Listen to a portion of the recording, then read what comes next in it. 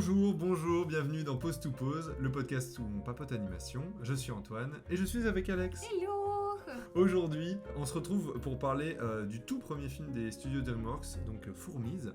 Qui n'est donc du coup pas le prince d'Égypte, mais bel et bien Fourmise. Hein. Oui, du coup en année de sortie, ils sont sortis la même année, mais c'est le premier. C'est l'occasion de parler un peu des prémices du studio, de l'histoire du studio, parce que c'est un énorme studio américain, donc on n'en a peut-être pas assez parlé. Donc c'est un film d'Eric Darnell, Tim Johnson et Lawrence Gutterman. Pour vraiment avoir le contexte de Fourmise, je vous propose qu'on parle un peu de l'époque en fait dans laquelle a été fait le studio, fondé le studio. En fait, c'est en 94.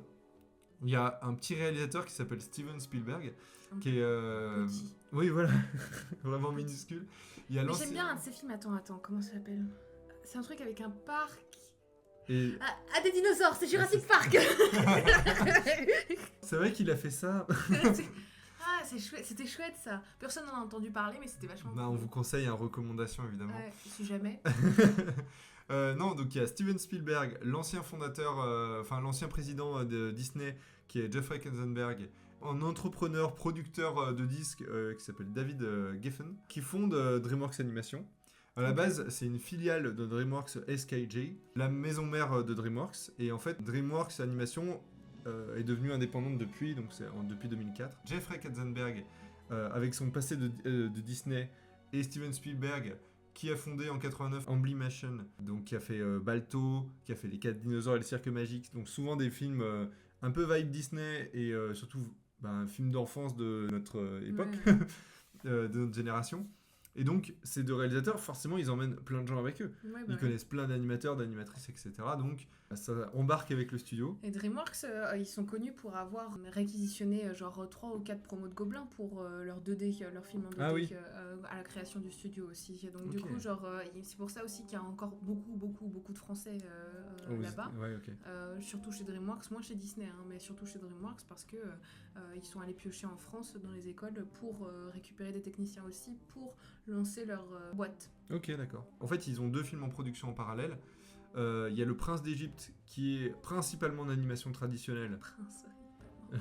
Il est principalement. Qui utilise aussi beaucoup de 3D à certains endroits clés pour certaines choses. Pour faciliter la tâche de certaines séquences qui sont assez épiques, mine de rien. Voilà, et à côté de ça, il y a Fourmise, qui est un film entièrement fait en 3D, animation numérique. Dans le studio, j'imagine que ça faisait un petit peu comme à l'époque chez Disney. Ouais, c'est ça.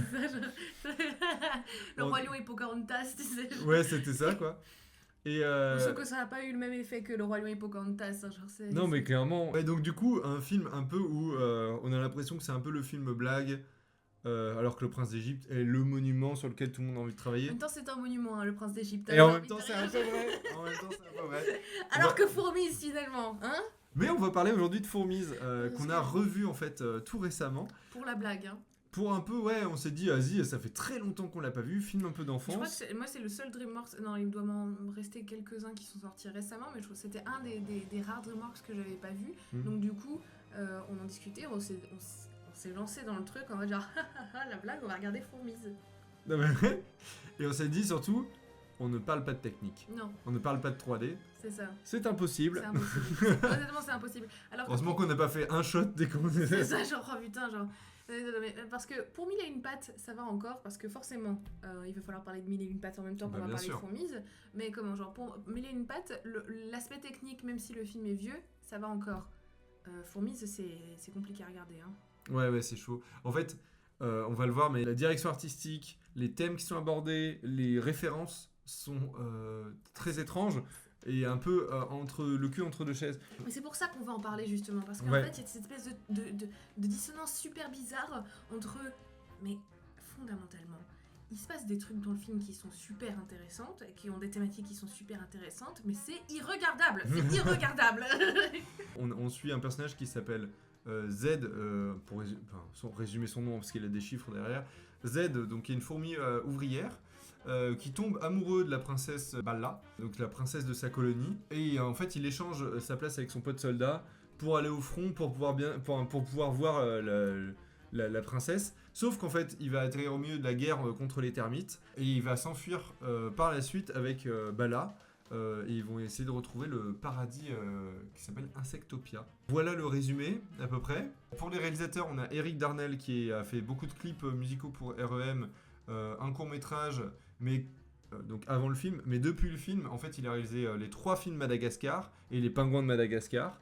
Il est revenu aussi au court-métrage depuis 2016 et son dernier en date, c'est en 2020 qu'il a sorti Baba Yaga.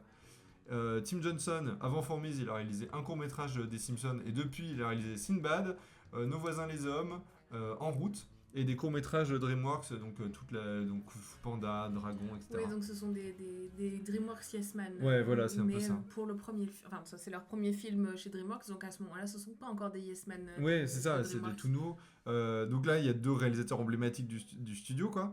Mais il y a aussi Laurence Gutterman, qui a une filmo qui est moins dense, qui a fait un court-métrage qui s'appelle Headless avant Fourmise, et depuis, il a fait des films étranges.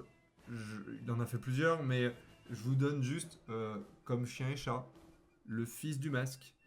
Voilà, et il n'a pas continué à DreamWorks. Donc des films, on peut pas trop dire notre avis là-dessus. Moi, je les ai pas forcément vus, mais ça me vend pas du rêve. Le Fils du Masque, c'est chaud quand même. Ouais, c'est fou. Ouais. Bon. Le film, il a rencontré un beau succès. Il a coûté 105 millions de dollars et il en a remporté un peu moins de 172 millions à l'international. Juste... Il y a des gens qui sont allés voir ce film. Mais bien sûr. Mais c'est fou. C'est fourmi, je dirais même. mais le truc, c'est qu'au même moment, il y a Mille et une pattes. Donc lui a coûté plus cher, il a coûté 120 millions, mais qui a rapporté 363 millions. Donc plus du double de Fourmise en sortant juste un mois après. Et en fait, on est obligé de parler de Mille et une pattes en parlant on est obligé de parler de Mille et une pattes en parlant de Fourmise parce que les 2 films sont assez liés, plus que ce que je pensais en fait. Déjà, Fourmise souffre souvent de la ressemblance avec Mille et une pattes dans l'imaginaire. Mille et une pattes est plus jolie à regarder que Fourmise, donc du coup forcément, genre c'est... Et puis il y a une cible qui est nette, c'est les enfants, c'est la famille, etc. Fourmise, c'est pas la jeunesse, hein. Ouais, non. On a l'impression, mais parce qu'on l'a vu gamin, mais en fait c'est surtout qu'en fait c'est ça, je sais pas si on passe directement là-dessus, mais en fait c'est pas du tout un film pour les enfants, ça n'a aucune volonté d'être un film pour les enfants. Dès les premières secondes, c'est Z chez le psy qui parle de son existence et de quelle est sa place dans l'univers et de pourquoi il s'emmerde, etc. Tu vois, genre qui sont des thématiques et en plus une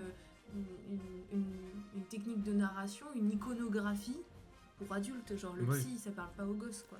Le psy, même les doubleurs, on a Woody Allen qui fait du Woody Allen, donc c'est-à-dire qu'un gamin, il a aucune ref là-dessus. On a Stallone dans le doublage de son pote. Il y a des références que je trouve très adultes, genre Starship Troopers, tous les films de guerre du Vietnam, genre, pas trop un truc que les enfants voient en général.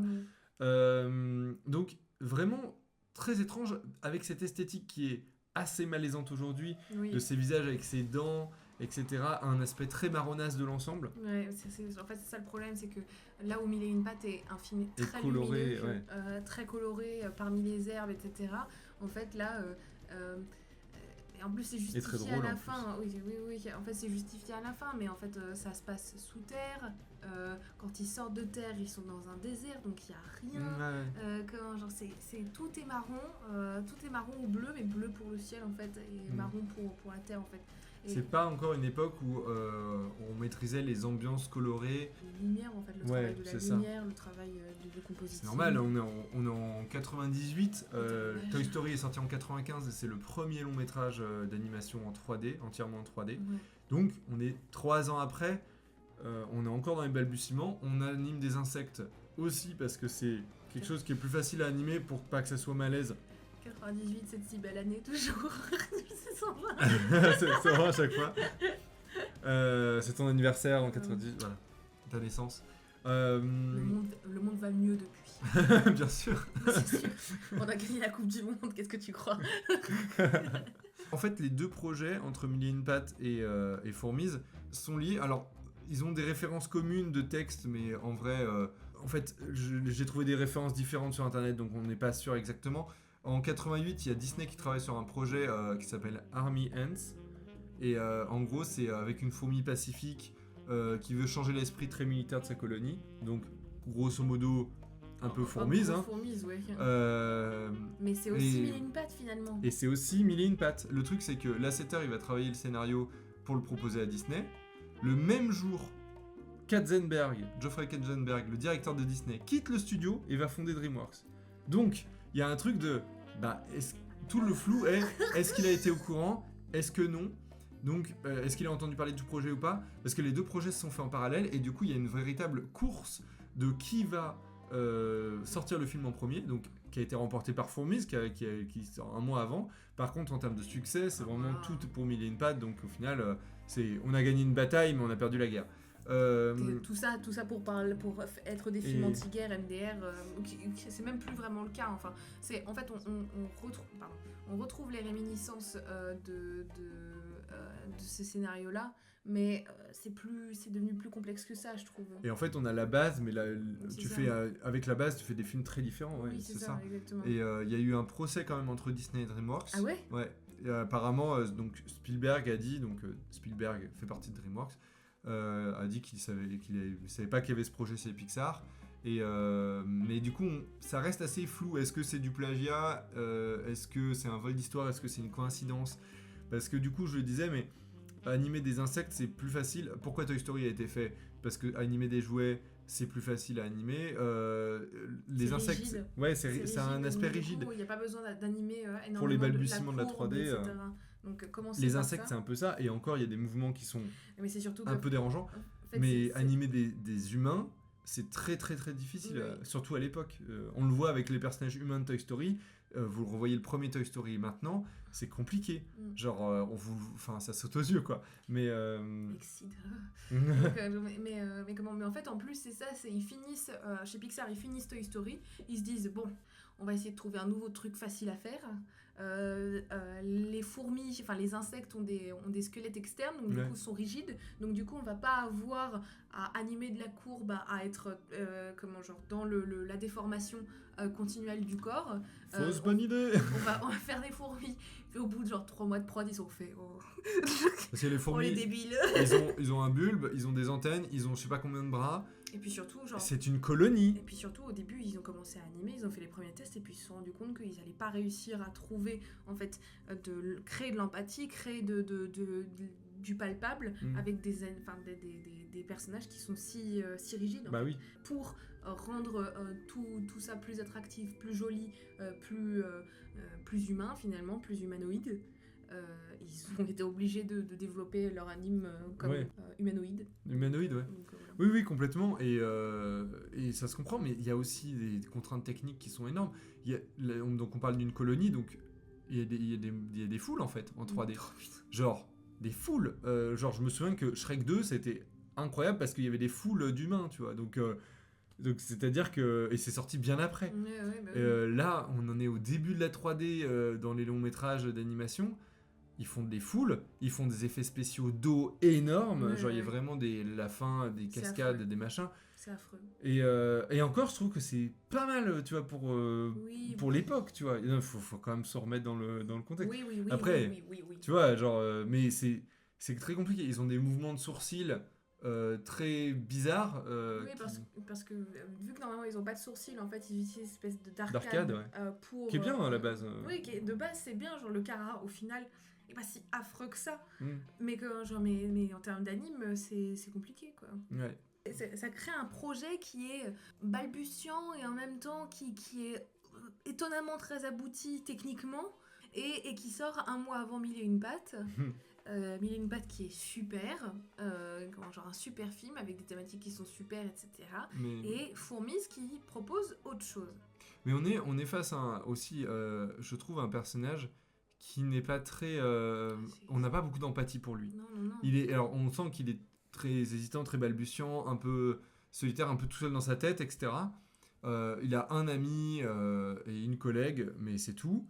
Il tombe amoureux de la princesse parce qu'elle vient le voir parce qu'il est tout seul et en gros elle veut un peu s'amuser et s'ensuit un espèce de focus de sa part qui est un peu malaise. Ah oui, c'est super malaise. Et c'est-à-dire qu'il y a des scènes où l'alchimie entre eux, j'y croyais pas trop, tu vois. Il n'y a pas d'alchimie entre eux. Donc voilà, c'était un peu bizarre. Et en fait, c'est un personnage qui est très bizarre de base. C'est un personnage qui est adulte. Et alors en plus, il est doublé par Woody Allen, qui a la réputation d'avoir des films qui sont très verbeux, qui donc du coup parlent énormément, etc. Et donc du coup, en fait, le personnage n'arrête jamais de parler. Il parle tout le temps, non-stop. Il n'y a jamais de pause, il n'y a jamais de contemplation. Il est tout le temps en train de parler. C'est sans fin. Il commande tout ce qui lui arrive, il commande tout ce que la princesse fait, il commande tout ce qui l'entoure. C'est un film ultra bavard. Ça nous a beaucoup surpris en voyant. Mais ça n'arrête pas de parler. Il y a un moment, j'ai fait. C'est toi qui me dis genre, mais il s'arrête jamais de parler. Et c'est vrai que tous les plans, ça blablate. Il y a des films, des fois, c'est la musique. Là, c'est les dialogues. Ça ne s'arrête pas. Ça ne s'arrête pas. Et en fait, ce sont des dialogues qui sont plus ou moins mal écrits, parce qu'en fait la réalité c'est que moi je dis la vérité, moi monsieur. Je carte sur table. Je pose carte sur table, c'est que Mille et une pattes est un bon film, Fourmis est une catastrophe, mais vraiment c'est catastrophique. Je trouve que c'est pas si catastrophique que ça quand même. Ouais, genre en fait je trouve l'idée et la proposition fondamentalement me passionne, parce que ça raconte quelque chose sur le positionnement de DreamWorks, sur l'époque, etc., qui est super intéressant, mais objectivement, la réal est dégueulasse, la DA est dégueulasse, l'écriture est affreuse. En plus, ils ont pris l'illustrateur d'un livre sur lequel ils sont inspirés pour faire l'histoire, ils l'ont pris dans la direction artistique. C'est Guillaume Aretos. Non mais, après, pardon, ça Guillaume. c'est... En vrai... pour sortir de l'aspect très personnel, tu vois, de la critique, on fait pas une tier list là. Non. Mais en soi, si on enlève ce côté bon film ou mauvais film, ce que le film raconte et utilise pour nous le démontrer, c'est très particulier. On le dit, il y a des références très adultes, et une référence à Pulp Fiction à un moment. Ouais. Il y a des trucs où... Oui, c'est vrai. Donc le film a une esthétique un peu enfantine, où en fait, c'est ça. C'est un peu ça le truc, pour nous raconter un film pour adultes. Il y a un moment quand même traumatisant où il y a le héros Z va partir à la guerre, il est à côté d'un gars, il sympathise un petit peu, le gars meurt, mais c'est-à-dire qu'il lui reste que la tête, et il dit tourne-moi, machin. C'est traumatisant, c'est vraiment hyper bizarre de voir ça. J'ai vu sur internet que c'était un mème, genre c'était la fourmi avec la tête de Cillian Murphy. Mais c'est trop bizarre d'avoir ça, c'est vraiment très particulier. Ouais. Et ça, l'esthétique du film, effectivement, où on sent qu'il y a une direction artistique, mais qu'elle n'est pas totalement aboutie, dans le sens où il y a des... Par exemple, il y a les dortoirs où elles dorment, etc. Il y a une petite lampe, on sent qu'il y a un design de lampe, mais il n'y a rien de plus en fait. Le reste, c'est une bulle, c'est tout noir ou marron. Bon, ça manque de vie, quoi, tout ça. Mais c'est aussi des contraintes techniques qui font que ça manque aussi de vie. Oui, mais le problème, c'est que en fait, tu peux pas justifier de ces contraintes. Alors si, tu peux justifier du fait qu'il y a moins de budget, etc. Mais tu peux pas justifier les contraintes techniques alors qu'un mois après, t'as Mille et une pattes qui sort. Oui, en fait, mais c'est ça, mais c'est tout le problème. C'est tout le problème, c'est que, en fait, genre, tu pourrais te dire... Mais c'est le premier film du studio. Pixar, il y a eu Disney derrière, et ils ont fait Toy Story avant. Ce qui est passionnant avec les fourmis, c'est que donc, du coup, c'est une des rares espèces qui fait société, où ils sont des milliers. Et donc, finalement...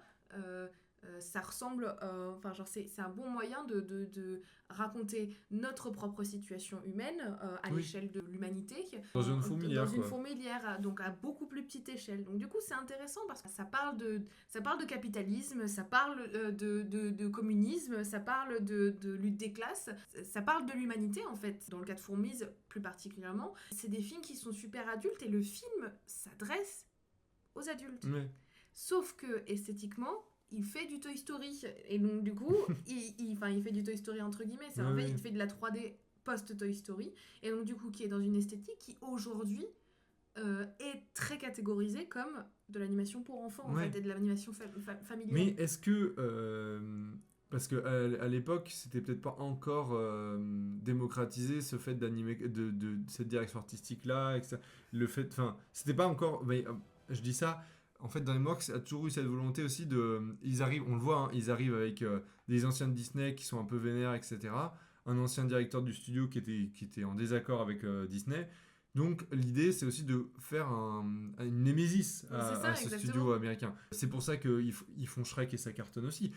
En fait, vos contes de fées là, on va tous les détourner et c'est ça qui est trop drôle. Faire un truc un peu crade et vulgaire quoi. Genre, c'est ça. Mais dans ces premiers temps de DreamWorks, et ça peut continuer encore après, il y a cette idée de vous faites le monde de Nemo, on fait Gang de requins, machin. Et c'est toujours des films très bizarres. Ouais. Parce que Gang de requins, c'est la même chose, c'est adressé quand même un peu aux adultes. Il y a des choses très étranges dans ce film. Et alors que le monde de Nemo est bien plus clair, etc. Et puis voilà, il y a un gap entre les deux. Quoi. Oui. Du coup, c'est avec le même médium. Donc du coup, fondamentalement, vu que c'est avec le même médium, il est associé à un type de public. Malheureusement, hein, genre, aujourd'hui c'est en train de bouger un petit peu, mais à ce moment-là c'est très très cantonné, on va dire ça comme ça. Comme le riz. Allez. Mais en fait l'idée de base de vouloir faire de l'animation pour adultes, enfin genre c'est le rêve de je pense de n'importe quel technicien qui bosse pour des prods pour enfants ou des prods familiales en fait on va faire un studio et le studio il va faire que des films pour les adultes et on va s'adresser qu'aux adultes et d'ailleurs on va prendre Woody Allen et on va faire un film d'animation proto Woody Allen-esque avec des dialogues, des enjeux, des personnages qui sont uniquement adressés aux adultes. L'idée fondamentalement de base elle est sexy. Enfin, moi, personnellement, je suis vraiment genre, putain, mais c'est trop bien. Et donc, en fait, tu vois tout ça dans Fourmise. Mais ça passe pas. C'est pas bien. En fait, le problème, c'est que même avec des si bonnes intentions, il faut écrire un bon film. Et le problème de Fourmise, c'est que c'est pas un bon film. En fait, c'est même pas tant que c'est pas un bon film. Je pense que c'est plus que c'est tellement ancré sur ses références que t'as l'impression d'avoir déjà vu le film. Ouais, t'as des scènes entières de trucs où tu dis c'est assez cliché, c'est des choses qu'on a déjà vues. Après, peut-être pas tant à l'époque, je sais pas, mais depuis, c'est certain. Mais je pense quand même que si, parce que ces références-là, on les avait quand même bien en tête. Oui, complètement. Genre, Mais le truc, c'est que tu te dis, genre, moi, je trouve que même fondamentalement, en termes de mise en scène, donc de layout, il y a des choses qui vont pas, en fait. Il y a des choses qui ne fonctionnent pas. En fait, c'est une catastrophe. T'as l'impression de regarder le Titanic couler pendant le film, c'est fascinant à regarder parce que il y a cette espèce c'est un espèce de reliquat, moi je trouve. Genre, c'est une relique qui, du coup, il faut regarder. Mais revoyez Fourmise parce que souvent, quand on en parle avec des amis ou quoi, c'est ah oui, c'est un film d'enfance, j'en garde un bon souvenir. Mais revoyez-le, je vous assure que ça a mal vieilli. Et en vrai, il y a plein de choses intéressantes, moi je trouve, techniquement, etc. Et de voir aussi, de pouvoir capter les références aujourd'hui qu'on ne captait pas à l'époque. Mais c'est très particulier. C'est ça, mais mais je te dis, je suis très méchante avec parce que j'étais très perplexe, mais d'un autre côté, j'aurais pu arrêter le film, j'aurais pu dire, bon, genre, c'est n'importe quoi, genre, mais il y a cette espèce de fascination à la fois historique et putain, ils ont essayé de faire un truc là, genre je vois qu'ils ont essayé de faire un truc. Et surtout, ils arrivent avec après Le Prince d'Égypte, La Route d'Eldorado, etc. Déjà des films en 2D qui sont super. Et Fourmise, et du coup, est un peu oublié dans ce lot. Quand on parle de DreamWorks, je veux dire, on pense à Shrek, Kung Fu Panda, tous ces films-là. Le Fourmise, bon voilà, mais un peu comme Mille et une pattes avec Pixar. On oublie souvent Mille et une pattes. C'est vrai. Refaisons des films sur les insectes. Parlons de lutte des classes. Il y a des films, il y a plein de films sur les insectes en animation. Il y a Minuscule, il y a plein de choses. Hein. Il y a ce film là bizarre qui est sorti dans les années 2000, genre Lucas, Fourmi malgré lui, ouais, c'est vrai. Il y a Epic aussi. Ah, Epic, c'est vachement chouette. Moi, j'aime beaucoup. Ok. Et sinon... Mais c'est pas sur les insectes. Ouais, c'est plus sur la flore, etc. La faune... Il y a des escargots. Turbo. Un petit mot sur le doublage quand même. Je vous invite à écouter la vidéo qu'a fait Mr. Fox sur le doublage français, mais ça a été un beau cafouillage. Il y a tout un truc entre les doubleurs habituels de ces stars, Woody Allen, Sharon Stone, Sylvester Stallone, reprenaient leur rôle, et il y a eu on entend dans les trailers une première voix qui n'est pas la même voix, donc ça se bat entre la voix de Bernard Murat et Daniel Lafourcade. Donc, bref, je vous invite à écouter sa vidéo qui est beaucoup plus claire que ce que je suis en train de dire. Et on n'est pas très spécialisé doublage ici, donc voilà. Mais en tout cas, il y a une différence de doublage, ce qui montre aussi les balbutiements de cette époque de DreamWorks où c'était pas encore calé exactement qu'est-ce qu'on fait quelle est la DA de doublage français sur DreamWorks. Oui, parce qu'il y a des intentions très différentes en VF aussi, et dans les deux VF, du coup, il y a des intentions différentes. Et un petit mot sur la musique, c'est de Harry Gregson Williams, qui est vraiment le compositeur qui a fait Shrek, Crowman, des studios Hardman. Et il y a John Powell aussi, qui a fait énormément de films DreamWorks, mais aussi de Blue Sky, donc L'Âge de glace, Rio, etc. John Powell, le roi. Et on entend souvent son nom, il revient souvent. Mais il est trop bien. Et donc là, je vous cite que des films d'animation, mais ils ont évidemment fait beaucoup de live action très connus. Qu'est-ce qu'on peut ajouter d'autre sur Fourmise ? En vrai, il y a beaucoup de choses, mais c'est juste que... Je pense qu'il faut le voir. Vraiment, en fait, malgré le fait que je tape vraiment fort sur le film, là, parce qu'il y a plein de choses que je trouve terribles, je pense qu'il faut vraiment revoir Fourmise. Je pense que c'est intéressant de se frotter au film et de voir aussi d'où on vient. Ouais. Mine de rien. Non, mais en vrai, c'est un film qui est presque plus intéressant par son histoire, c'est le premier film du studio, c'est aussi une époque, c'est les premiers films en animation 3D, que pour le film en lui-même, qui reste très classique dans son histoire, et très balbutiant du coup dans sa direction artistique et son animation, mais qui essaye aussi quand même, on le sent, il y a une volonté de casser les codes un petit peu, de sortir un peu du lot, de faire quelque chose d'original. Il essaye. Ben oui, mais après, c'est aussi un premier film, quoi. Il essaye. Et il faut se rappeler que les réalisateurs, ils n'avaient pas fait grand-chose avant. Ils avaient fait un court-métrage ou deux, des clips et tout, et c'est tout. Hein. Donc et puis ils ont eu le temps de faire plein d'autres films géniaux après, par la suite. Mais ce qui est drôle, c'est que DreamWorks a ces films-là, comme La Roue d'Eldorado ou Le Prince d'Égypte, qui sont... Alors, La Roue d'Eldorado est vraiment dans une vibe Disney, je trouve. Ouais. Un peu, tu vois, genre dans un truc où ils cassent moins les codes. Oui, tu vois ce que je veux dire ? En fait, le problème, c'est que La Route d'Eldorado, ça sort à peu près en même temps que Cusco, donc du coup, genre, il y a ce truc. Mais comment ? Après, moi, je trouve que La Route d'Eldorado, c'est bien mieux que Cusco, mais bon, c'est un autre sujet. J'aime beaucoup Cusco, quand même. Mais oui, c'est deux très bons films, en tout cas. Oui, Shrek aussi. On en a parlé il y a longtemps, Shrek, dans un épisode de Post-Clé à l'époque, où, en fait, il y a des blagues très adultes. Qu'on capte pas du tout gamin. Non, mais c'est pour ça, genre moi et c'est du coup Shrek. c'est un peu ça, mais sauf que c'est mieux maîtrisé dans Shrek, et ça nous fait rire enfant, et adulte on capte les références plus cachées ou quoi. Fourmise est plus terre à terre, et plus direct dans son histoire, et vraiment c'est un peu étrange. Je sais le truc, c'est que c'est tellement bavard que il y a beaucoup de choses qui se perdent aussi dans le flow et des références, et de juste Woody Allen qui n'arrête jamais de parler. Voilà, je sais La pas princesse si non plus, elle est pas sympathique. Non, elle est pas très sympa. Y a pas... Le poteau un peu Stallone, il est rigolo, tu vois. Oui, parce qu'il est bête. C'est vrai qu'il est bête. Je sais, tu sais, genre t'as quand même genre une très longue séquence où ils sont à deux et où juste ils arrêtent pas de se prendre la tête, la princesse et c'est Zed. compliqué, hein. Ça parle, ça s'insulte tout le temps. En plus, ça c'est mon humble avis, hein, le doublage américain est très mauvais. Mais quand genre je déteste ce film. Bon, on n'est pas face à des acteurs de doublage, hein. Non, doublage dans le sens où c'est des acteurs qui sont habitués à être face à la caméra. Là, donc les voix sont enregistrées avant, et donc eux ils ont soit une animatique, donc un storyboard grosso modo, pour leur donner des intentions et tout, dans le meilleur des cas, sinon ils ont que des dialogues, et les animateurs après animent sur les voix définitives. En général, c'est ce qui se fait.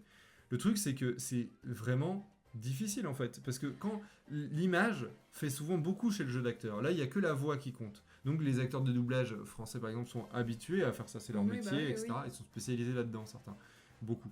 Les acteurs de doublage font souvent que du doublage, parce que c'est une spécialité à part entière, quoi. Pas tout le monde arrive à le faire, et donc là Woody Allen qui a un jeu très discret dans les films, etc. Même dans ses films ou quoi, c'est quelque chose où on le voit physiquement, tu vois, hésiter, bégayer. Là, la voix ressort pas beaucoup. C'est ça. Peut-être ça joue aussi. Il y a ça, mais il y a un côté donc du coup qui fait que c'est très monotone du côté du personnage principal, et du côté de Sharon Stone, il y a vraiment ce truc où elle place sa voix au mauvais endroit pour moi. Hein. Genre, c'est le oh no, you piss me off. Ouais. T'es genre, bah non, genre, s'il t'énerve, tu places pas ta voix comme ça, tu vois. Genre, You piss me off. You piss me off. Non, mais enfin, genre, voilà. Non, bien sûr. Moi, c'est quelque chose où je suis pas autant en haine, enfin, je déteste pas autant le film que toi. Il y a quelque chose où je trouve pas que ce soit un très bon film, mais je trouve hyper intéressant sous plein d'aspects. Et du coup, ce qui fait que je passe pas un mauvais moment devant. Je trouve ça un peu long, je trouve que tu vois tout venir, mais. Et puis, c'est pas très beau, mais le truc, c'est que des fois, c'est des films. C'est un peu long, c'est mal écrit. Non, mais j'aime bien. C'est un film que j'aime bien analyser.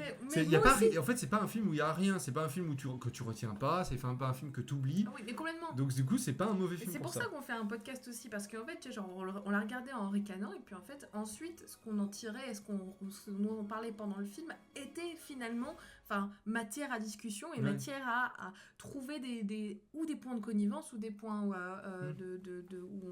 on n'est pas d'accord, mais dans tous les cas, il y a du dialogue qui crée, et le fait qu'aujourd'hui, un film qui a été si oublié, regardé avec nos yeux actuellement et à notre époque, il y a quand même des choses super intéressantes dedans. En tout cas, dites-nous dans les commentaires quel souvenir vous aviez de Fourmise, si vous ne l'avez pas revu. Si vous l'avez revu, dites-nous votre avis, on veut le savoir. Et si le podcast vous a intéressé, n'hésitez pas.